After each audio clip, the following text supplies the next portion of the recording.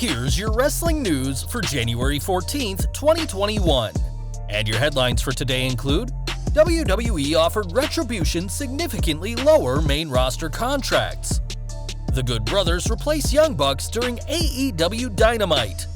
Carl Anderson teases beating up Jon Moxley on AEW Dynamite. Big revelation by Chris Jericho, fans are worried.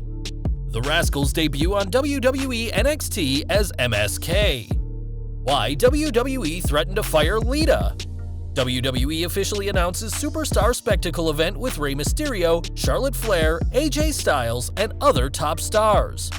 Why WWE reprimanded female superstars. Real reason behind Kofi Kingston's recent absence reportedly revealed. Gregory Iron unearths Mike Tyson-Hulk Hogan confrontation that no one remembers. Finally, after 20 years, Jim Ross reveals why Taz was buried in WWE, and more. We're starting today with Retribution, who haven't exactly been the unstoppable force WWE's creative team were hoping for. Instead, the team led by Mustafa Ali has tumbled down the card, and now that's being reflected in their brand new contracts. According to Fightful, everyone in Retribution except Ali were offered 3-year contracts at $250,000 each per year, which is significantly lower than offers made to other incoming talent in recent years. It wasn't noted whether these low offers were due to the ongoing situation, which has led to many superstars being offered lower deals, with fellow Raw superstar Ricochet reportedly refusing to re-sign a new deal.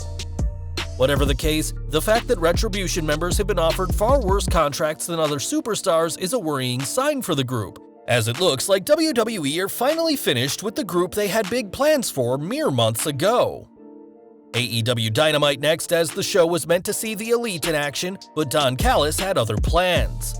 When the Young Bucks were ready to be Kenny Omega's partners, Callis insisted on the AEW Tag Team Champions coming out second, but after Omega made his entrance, complete with female dancers, Callis took the microphone and introduced the Good Brothers as his tag partners.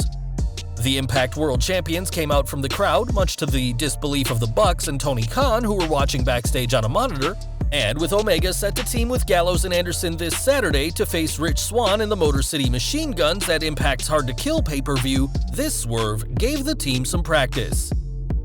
Perhaps AEW should have seen this coming, as before the show, Carl Anderson tweeted a #BeatUpMox shirt with the Mox name covering John Cena. The Beat Up John Cena shirt was a concept that WWE rejected when the club was feuding with Cena in 2016, and although Moxley's wife Renee Paquette wasn't pleased with the shirt, we doubt Anderson cares all too much. Speaking of AEW, the company hasn't been immune from the ongoing global situation, and now Chris Jericho has revealed he has tested positive. Speaking on his Talk is Jericho podcast with Dr. Alex Patel, Jericho revealed that he tested positive last year, saying, "I tested positive maybe back in September and I had 0 symptoms. One of the ones that you said. I had my 10 days in isolation, stayed away from everybody, and I didn't have a symptom. I didn't even know I had it. I went and got tested just in general, and it's one of the ones where they said I was positive, and I was like, really? You serious? And I had nothing. Like, I didn't have a headache, I didn't have a cough, which is a very lucky thing. But I think, on top of that, Alex, and you'll know this, once I did have it, and it wasn't a false positive, because I took 3 different tests and they were all positive, but now I have the antibodies." Jericho has had his fair share of controversy with the current situation, as he defended the lack of safety precautions at the annual Sturgis motorcycle rally he performed at, where an estimated 260,000 cases began. Hopefully, Jericho is taking the situation more seriously now, and once again, we encourage all our viewers to wear their masks and practice social distancing at this time. Back to WWE, and this week's NXT saw the debut of the Rascals under a new name.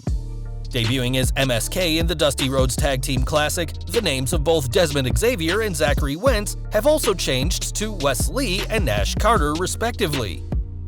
Trey Miguel wasn't with the group, as he still hasn't signed with WWE at this time, but MSK made quick work of Jake Atlas and Isaiah Scott to advance in the tournament. We'll have to see how the new tag team fares and if Miguel joins them down the line, but for now, MSK is NXT.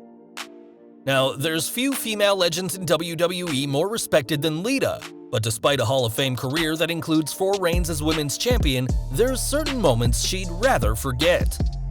In 2006, Lita performed a live, intimate celebration with Edge, fresh off of him becoming WWE Champion, and during a Twitch stream, revealed that she was greatly uncomfortable with the segment. When she told WWE about her concerns, Vince McMahon threatened to fire her, so she ultimately relented and went ahead with the awkward segment. It should come as no surprise that Lita left the company shortly after and retired from the ring that November, losing the Women's Championship to Mickie James at Survivor Series 2006.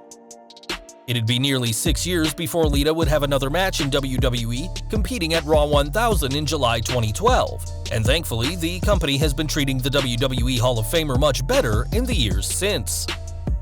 We're heading over to India next, as a huge WWE event has been confirmed for the country later this month. On Tuesday, January 26th, the WWE will host a Superstar Spectacle, which will air in the subcontinent at 8 p.m. local time on Sony 10, 1, 3, and Sony Max. The show will feature superstars from Raw, SmackDown, and NXT, including former World Champion Jinder Mahal in his first appearance since undergoing knee surgery in June last year. Ric Flair, Charlotte Flair, Shinsuke Nakamura, Rey Mysterio, AJ Styles, and The New Day are just some of the names confirmed, as well as talent from India, including the Bollywood Boys, Indus Sher, and Kavita Devi. WWE prides themselves on being the most watched sports property in India, as according to a press release, India ranks #1 for WWE YouTube consumption and Facebook followers. It doesn't appear that this will be an ongoing series, but rather a one-off event for Indian fans, and we'll have to see how this spectacle influences the rumors of an NXT India brand. Over the past 5 years or so, WWE have promoted their female superstars as athletes rather than divas, but despite groundbreaking achievements, things were far different a few years ago. When WrestleTalk magazine recently spoke to former WWE superstar Katie Lee Burchill, who now goes by Winter, she recalled seeing a particularly impressive match between Melina and Michelle McCool, which didn't go down well backstage. She said, "I witnessed a similar incident when on the road with WWE. I remember a particularly spectacular pay-per-view match between Michelle McCool and Melina. These two women pulled out all the stops, presenting non-stop action with the fight spilling outside the ring with some innovative spots on the crowd barrier. We were impressed. The powers that be were not. It was deemed too good a match, and they were told in no uncertain terms to tone it down in the future."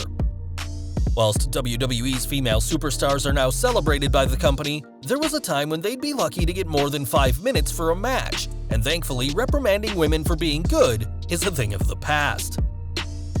Over to Raw, as Xavier Woods had to go it alone this week due to an injury suffered by Kofi Kingston, and now we know more about the former world champion's condition. According to PW Insider, the jaw injury that Kofi is dealing with is legitimate, and though he's in pain, the New Day star was able to make light of the situation in an Instagram video, saying, "I gotta apologize because I feel like I'm talking out of the side of my mouth, and I'm dealing with a jaw injury right now. My mouth is only closing on one side, and if I sound kind of funny, that's why. Ordinarily, I do a lot of imitations, impersonations, and impressions, but I'm not doing that right now. I'm talking funny, trying to figure this situation out." It's unclear at this time when Kofi will be able to return, but it's good to see that his sense of humor hasn't been injured as well. Mike Tyson is no stranger to pro wrestling, working with both WWE and AEW in the past, and though his most iconic moment in wrestling is his brawl with Stone Cold Steve Austin in 1998, that wasn't his first opponent. On YouTube, Gregory Iron shared a clip of Tyson and Hogan coming face-to-face on a 1991 episode of the Arsenio Hall Show, a segment that few fans even know about. Though it's been discussed by Hogan and Bruce Pritchard, the segment was thought to be lost to time, especially considering Iron Mike's more publicized brawl with Austin 7 years later. But now, fans can see what it'd be like if the Hulkster and the baddest man on the planet collided. We mentioned earlier that MSK debuted on NXT this week after signing with the company, but not every name is picked up by Vince McMahon's promotion.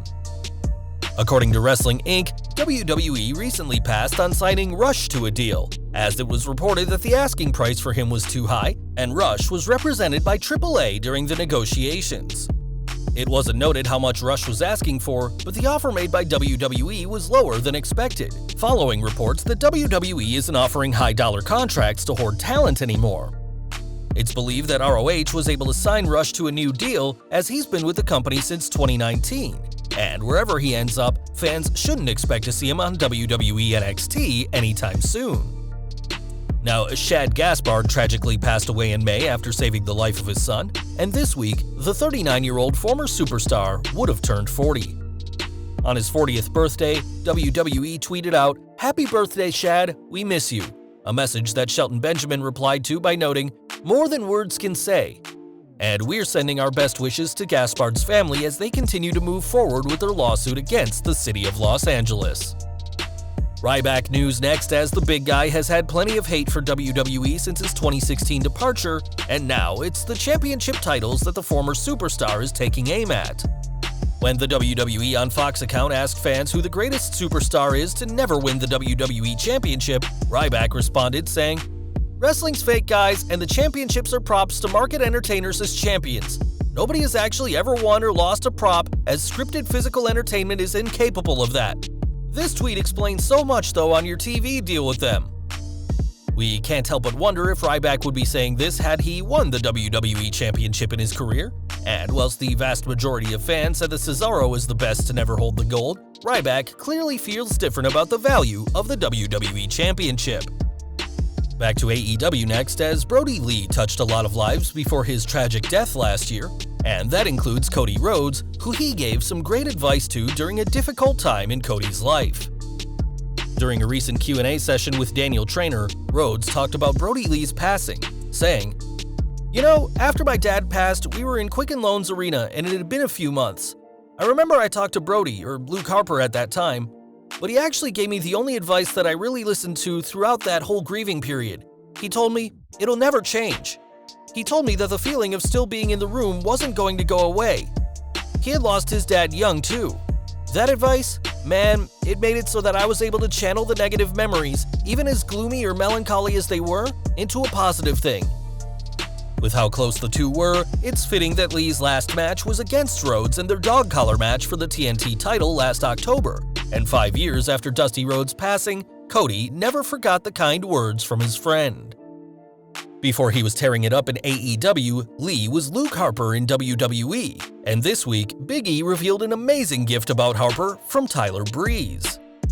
On social media, the Intercontinental Champion revealed a photo of himself and Harper that's been blown up and put on a canvas by Breeze, as both men can be seen enjoying each other's company and making expressions that signify neither man expected to have their photo taken. Big E tweeted out, "I'll never own a better canvas. Thanks, Tyler Breeze." So we know who to credit for this incredibly thoughtful present for the former New Day star. More from WWE, and after some time off of the network, WrestleMania 24 is back on the streaming platform. The show was pulled from viewing over an ownership issue to the entrance theme of Floyd Money Mayweather, but fans can now see the Boxer take on The Big Show, The Undertaker goes 16-0, and Ric Flair's retirement match on the network once more. And we're ending today with Jim Ross, who saw a lot backstage during his WWE tenure, including the influx of talent from ECW. Speaking on his Grill and JR podcast, the AEW commentator spoke about Taz's incredible WWE debut, where he submitted Kurt Angle at the 2000 Royal Rumble, and how things quickly went downhill from there. JR explained that because of how intense Taz was, many superstars thought his suplexes were dangerous, and told both him and Vince McMahon that they refused to work with him. When enough of the top talents convinced the boss that signing Taz wasn't a good hire, that's when any semblance of a push ended for the Human Suplex Machine, a push that never returned before he became a commentator and ultimately left the company in 2009. Perhaps Taz's WWF run would have been different if not for this talk backstage, but the ECW alumni became just another victim of backstage politics.